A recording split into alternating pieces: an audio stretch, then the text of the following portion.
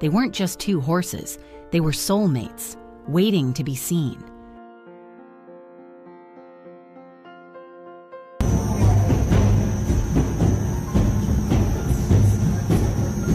The day the rescue team walked into the kill pen, they expected to see the usual tired, defeated eyes.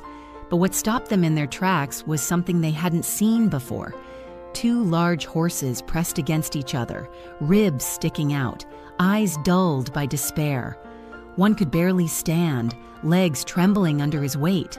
The other kept his ears tilted toward his friend, alert, waiting, worried. That was Leo and Lou, two Palomino Percheron draft horses who had spent their lives working on a farm. When they couldn't pull the plow anymore, they were tossed aside without a second thought. No farewell, no thanks, just dumped. To most, they were now useless, discarded like worn-out tools. But what moved the rescue team wasn't just their condition, it was their bond. Lou, even in his frail state, leaned protectively over Leo, eyes glued to his friend. And Leo, he leaned right back, drawing strength from Lou. Nobody said it aloud, but everyone knew. Without each other, they wouldn't have made it this far. Braveheart's Equine Center didn't hesitate. They took them both. In all their time rescuing animals, they'd never seen a bond like this. This wasn't just about saving two horses. It was about giving a second chance to two souls who only survived because they had each other. Those early days at the center were tough. Leo was so weak he couldn't stand on his own if he fell. He would panic, gasping for air, wide-eyed with fear. Lou would stand at the gate, calling out for him, restless until he was back. When Leo returned from his first treatment, Lou rushed to him, gently nudging his nose like he was checking, "You okay, buddy?" That tiny moment, so quiet, so raw, made even the staff tear up.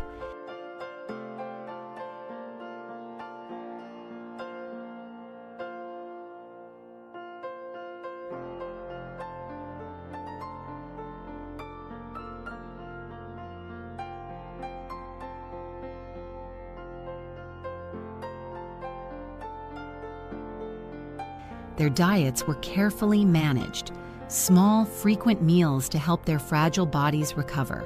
Slowly, they started gaining weight, but Leo still struggled. He lacked muscle tone and stability.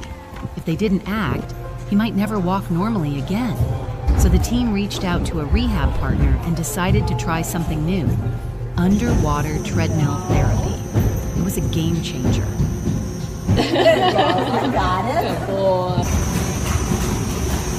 get whatever he'll let us get the water to. Leo didn't resist.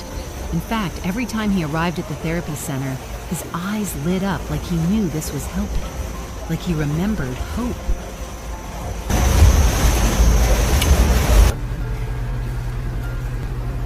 Three months later, Leo had gained nearly 300 pounds. His spine, once sharp like a blade, was now strong and covered in healthy muscle. He walked with confidence again, and every time he returned from therapy, Lou would be waiting. He'd give a soft nicker, eyes bright. Leo would answer with his own little whinny. They'd touch noses through the gate. No words, but everyone could feel it. They were saying, "We're still here. We're okay." Lou was healing too. The old calluses from years of labor began to soften. The first time he was led out onto the pasture, he walked slowly like he couldn't believe the freedom. Then he lifted his head, took a deep breath, and let out a whinny. Not one of fear, but of joy. Leo stood nearby, watching his friend rediscover life.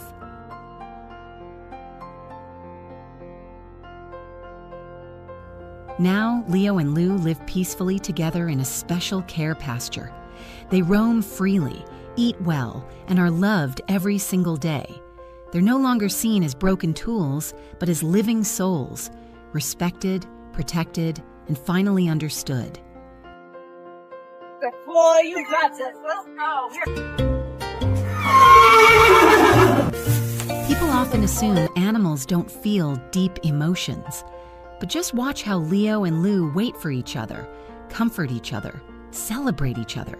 Their friendship, their loyalty, rivals any human bond, maybe even surpasses it.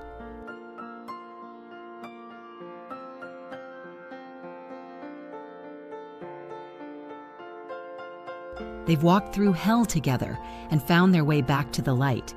Not everyone is lucky enough to have a friend who never leaves your side at your lowest, but Leo and Lou did. And it's that bond that saved them both.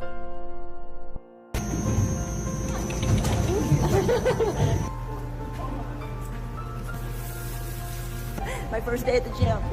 We can't erase their past, but we can help write a better future.